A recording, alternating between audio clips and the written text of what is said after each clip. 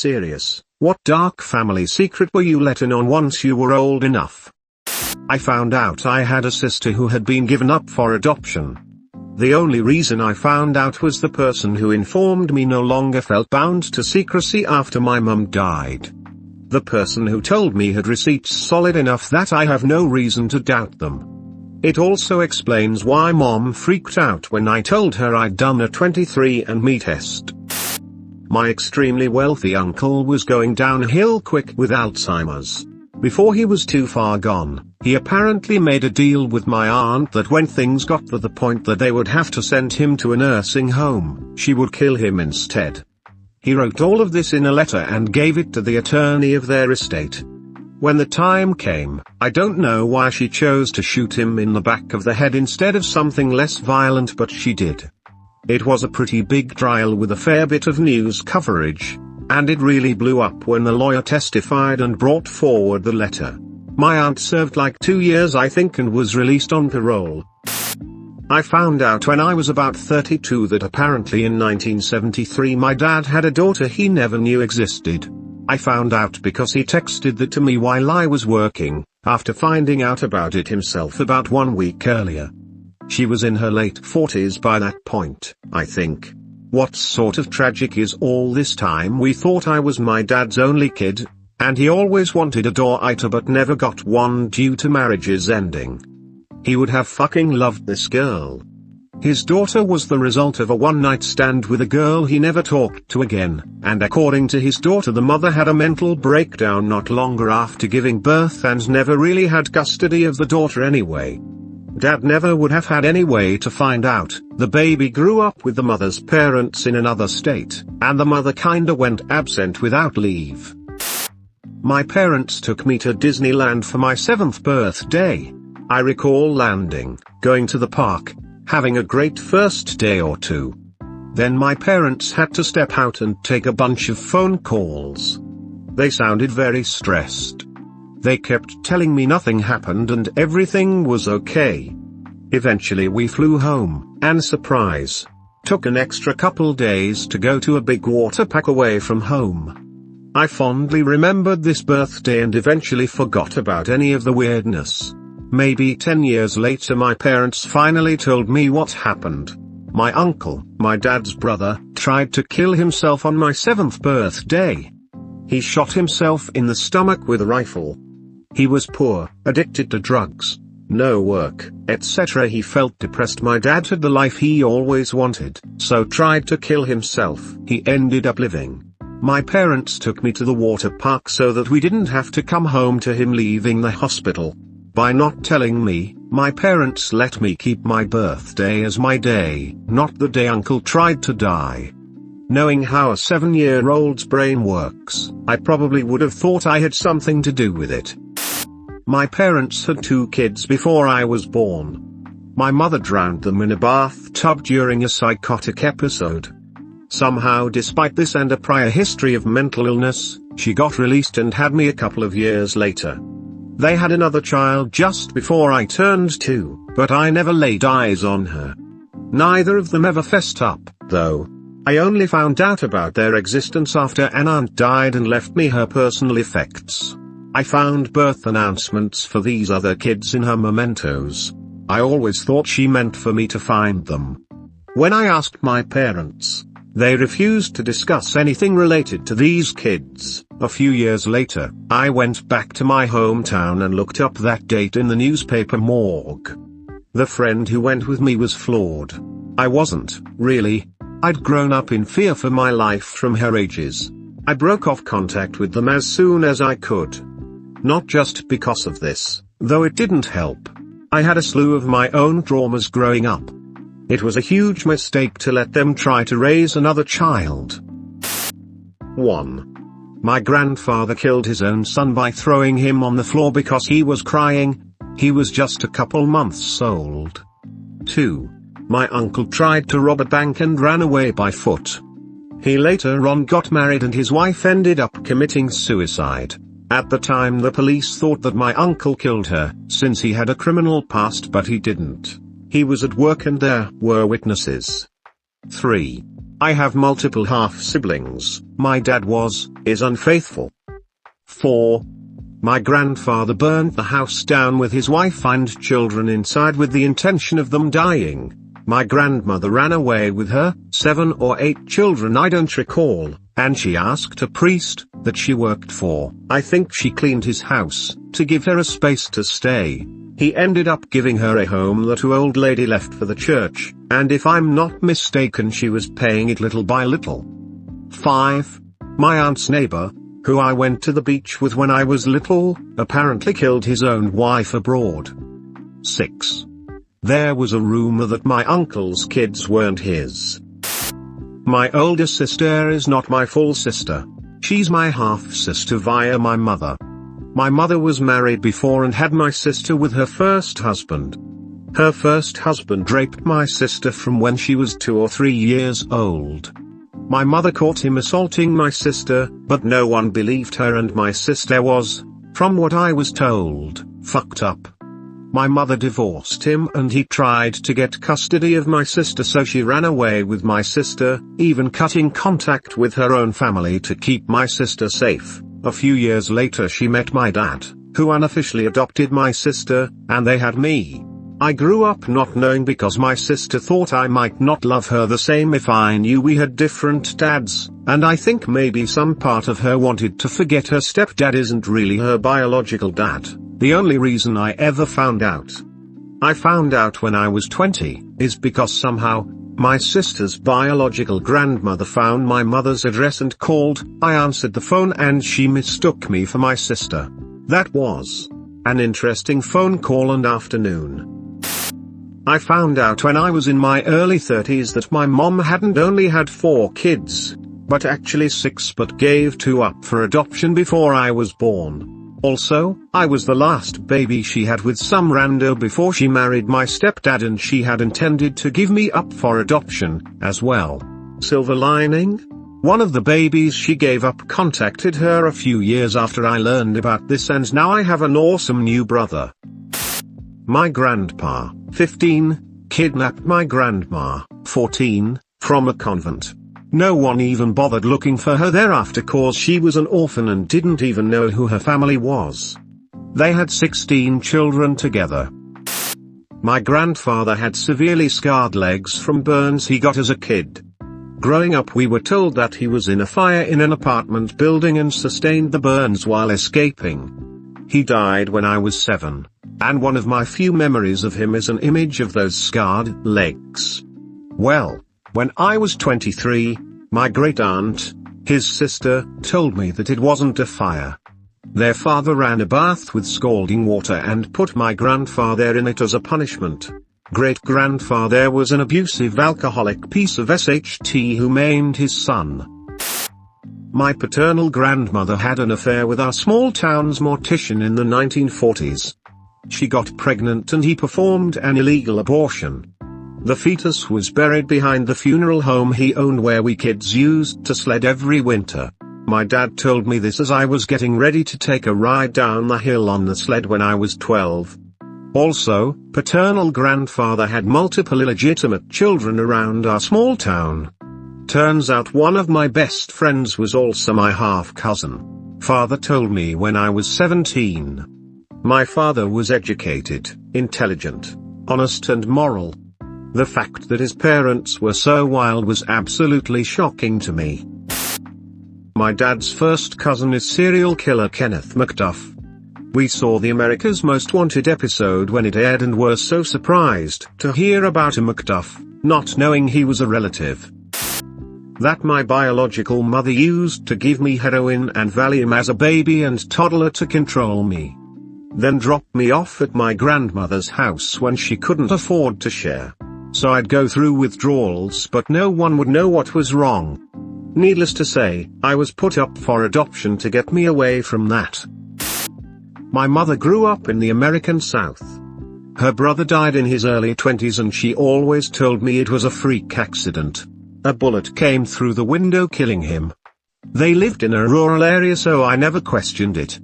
One year, I inherited an old Korean War officer's sword after my grandpa passed. My mum freaked out and told me that it was too dangerous to keep and that we should sell it or get a safe to lock it up in. I thought it was weird, so I asked my dad and he got this sad look on his face. Turns out my mom's brother was brutally murdered with a similar sword in the 80s. He had gotten involved with some drug dealers and they thought he had snitched about one of their big deals that got busted. No idea why they decided to use a sword, but it was pretty fucked up to hear about. My mom had to ID the body. I found this out when I was 16, but she never directly acknowledged it until years later. My mom said he was just trying to make some extra cash by introducing people who partied to the dealers.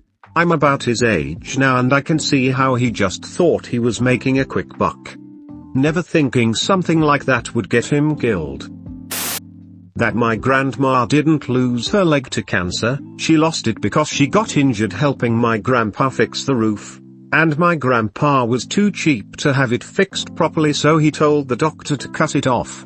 Then he beat the crap out of her for life. I remember my mother lying on the couch in pain when I was a kid. My dad apparently wouldn't pay for her teeth repair. She had them all pulled at age 35, wore dentures until she passed at 96. That was cruel. I'm religious about my teeth getting fixed. My uncle didn't die in a car accident. He killed his mistress and then killed himself by crashing his car with her body in the trunk.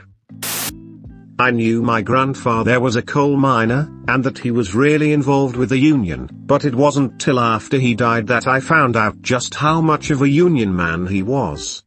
If something needed blowing up or someone needed to not be breathing anymore, they called Gramps. After he died, my brother remembers some men coming to visit Gran and giving her a lot of envelopes. She took off for a year-long vacation in Europe after that. Edit, for all the people saying my Gramps was a great man, thank you for the kind thoughts, but seeing something you think is cool on Reddit is not the reality.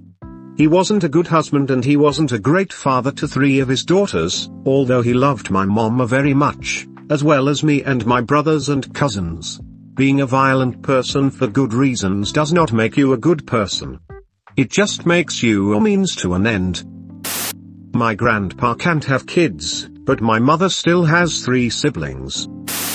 I was pretty young when this happened, so the details won't be perfect, but the story is otherwise true. I grew up in a coastal town and we had some neighbors whom I really liked. My parents were friends with them. Their kids were roughly my age. Wonderful. We played together all the time. One day they very suddenly moved. I was a bit confused as there had been no clue that they were going. I remember some police cars and the moving vans weeks later, but that was it. My mother told me that the kid's grandmother had become very ill. The cops came to tell the family, and they left emergently to care for her and never came back. I was only about 5. Seemed legit. Many years later, as an adult, and long since moved away from that area, my parents and I were reminiscing over our old home. I mentioned that I wondered whatever happened to them. That's when my mom told me the truth. The parents had gone out that night on a date and left the kids with a 14-year-old babysitter. When they returned home they found the sitter murdered. Someone had broken into the home and then killed the sitter. My mom stated the cops think the sitter pretended to be the only one home to protect the kids.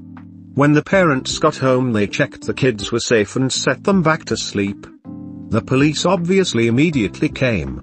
Once the kids were hard asleep the parents picked them up, put blankets over their heads, asked the cops to be silent as they walked them out, and took them out of the house. They gave the kids the same story my parents told me. Grandma was sick and they were going to live with her. Grandma dutifully played along with the ruse for several weeks until the parents could find a new home to live in. The kids were kept unaware of what had happened just mere feet from them as they didn't want the kids to be forever terrified of it happening again. Not sure if the kids ever eventually figured out the truth of that one.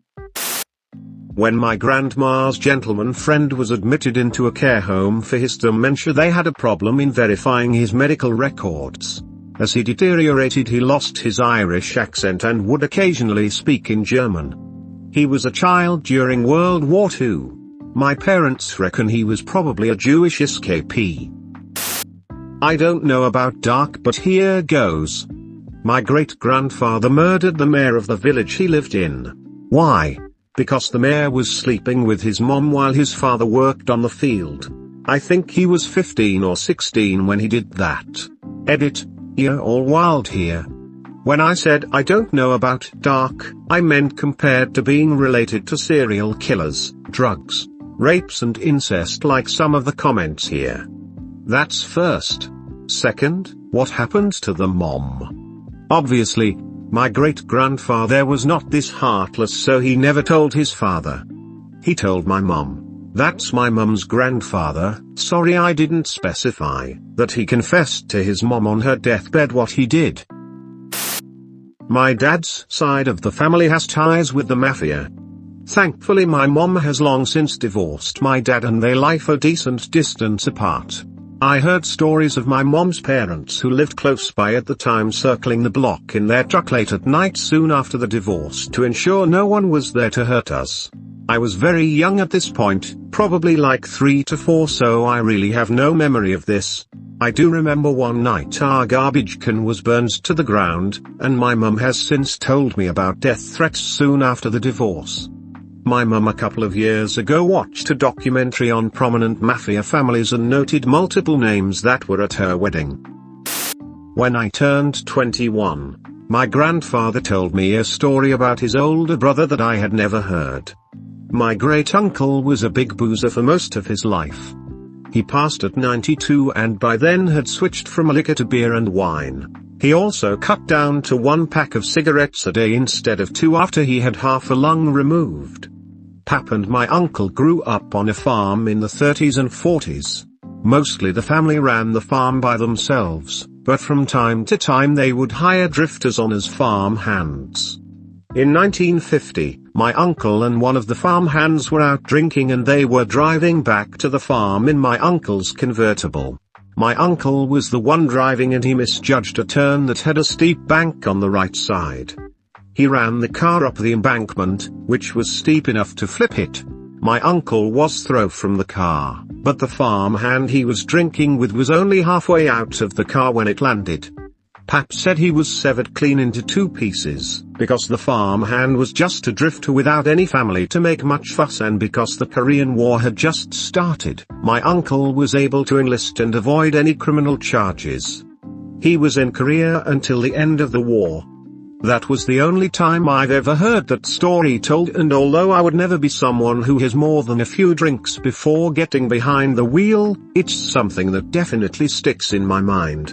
And it's a story I'll tell my own kids when they get their license. My dad left when I was 7. And we were always told that it just didn't work out with my parents. We saw him off and on for about 2 years after he left, then never saw him again. He had remarried and she had a kid that became his stepson that my brother and I would hang with when we would go to my dad's house. Then when I turned 13, my mum finally told me that the stepson was actually his son from having an affair with that woman. So that kid was my half-brother and I had no clue. 1. My paternal great-grandmother was owned by a wealthy cattle ranch around the turn of the last century on the Mexico-Texas border in the 1890s/1900s-ish. She didn't leave the ranch until she was 16 when she got pregnant and ran away because the baby belonged to the owner of the ranch. And she thought he'd kill her if he found out.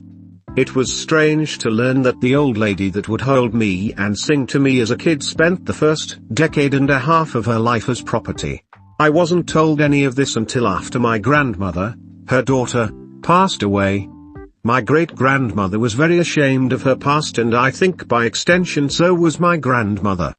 Looking at old photos of my grandmother and her older brother, the baby she had at 16, he does look strikingly more European than my grandmother, an indigenous Mexican. 2. My maternal grandfather was a pedophile and harmed my mother and her siblings. It was a well-known secret in the family, which is even more disgusting. Growing up I used to spend the night at my dad's parents' house all the time, but I don't have a single memory of spending the night at my mom's parents' house. Never once sat on his lap. Never once did my mom ever allow him to hug us. I never understood why my mum was so cold to him when my father was so close with his own father. I grew up resenting my mum for withholding us from a whole other set of grandparents and wished she would have told us sooner than when she finally did. I would have had more sympathy for her. I always thought my two older brothers got addicted to drugs because of their own decisions and the people they hung out with. It turns out that my dad had been feeding them pills since they were about 10 to shut them up. Years I held resentment against them for not being good older brothers like they should have, only to find out that it was my father who I had praised all those years that was truly evil. Edit. Wow. Wasn't expecting all of this lol. Just to address some of the comments, my brothers are doing mostly fine now. Both struggled but eventually found sobriety. Luckily enough, family didn't give up on them. We have a pretty good relationship now and none of us hold anything against each other. We realize that none of us are to blame for the sins of our father. Not sure where dad is, no contact for about a decade now. In contrast, mom was and still is an angel. With her showing me who to be. And my dad showing me exactly who not to be, I think I turned out pretty okay. A lot of the time the cycle just continues, but my brothers and I managed to break it. I'm sorry to everyone who has gone through something similar. Thank you for sharing your stories as well. Hope everyone finds their peace someday. Love you. My grandmother married her second husband entirely for money. Her daughters both like to joke about her intentionally giving him a heart attack. He had heart problems but liked to eat unhealthy food. And the rumor goes she would put extra salt and butter on his food until he finally kicked the bucket. Just found this one out recently. My uncle was a doctor working in a small town hospital. He was married. And had just had a baby boy. While his wife was pregnant or just had the baby, he had an affair with two nurses in the hospital. And ended up getting one of the nurses pregnant. When he found out of the second kid, he took his family and fucked off to New Zealand for 3 years. Upon returning to Canada and the same small town hospital, his wife immediately found out about his illegitimate child and divorced him. My illegitimate cousin stopped coming around to family events, and when I talked to him about it last year, he told me that my grandparents always blamed him for ruining my uncle's marriage. I love that grown adults will blame a child for existing. My grandpa's stepdad's side first wife tried to murder him, and went to prison for it. Then also, my aunt, mom's side, was pimped out by her husband for decades. An older relative murdered her husband in cold blood. The daughter lied on the witness stand by testifying that her dad beat her mom. He didn't. The mom was a drunk, and the father was threatening to leave her and take the kids. Because the courts believed the lying daughter, the murdering mother kept custody of the kids. The victim's family cut off my whole side of the family after that, including their perjuring granddaughter and her descendants. Now I know why. My father is from a small working town in eastern Ukraine. And most of our lives we've been poor. But my mother always praised my father for his ability to know the perfume by smell, and not only that but also he can recognize many famous perfumes by smelling them. Once, when I was 20-something years, I asked, why is that so? Where he obtained this skill. My father asked me to not ever tell this story to my mother, and here's the story. My father had a close friend who was actually a secret lover of one of the most famous Soviet singers, who officially had a wife. But in reality he was gay and did a lot for gay community in Soviet Union. He brought a lot of expensive things from abroad, like new music, clothes and perfumes. And a lot of that perfumes has been met at secret parties. This gay friend of my father also gave him all the fresh music releases. And he sold it and they shared the profit, unofficially of course. That's why my dad knows release years of most hits from 60s and 70s. And more of that. He told me about Special Square in Sochi. the place of Olympic Games 2014, where gays of USSR met each other and what secret signals they had. When my father's dad died, the secret was out. Grandpa was an evil man who bootlegged liquor, stole cattle and kidnapped Indian children to sell into slavery. He had a very public mistress. And coming home from a bender, he knocked up his wife, my grandma. In order to save face to his mistress, he took the knitting needles to grandma, thus infecting her to die of sepsis in territorial New Mexico in 1929. My dad was 6 with younger brother 4, left to grow up as virtual orphans. Despised by the aunts and forbidden help from their uncles, my dad and his brother grew up in the Depression, almost starving, while their dad lived it up, traveling and committing many crimes that were easy to get away with because it was the Great Depression.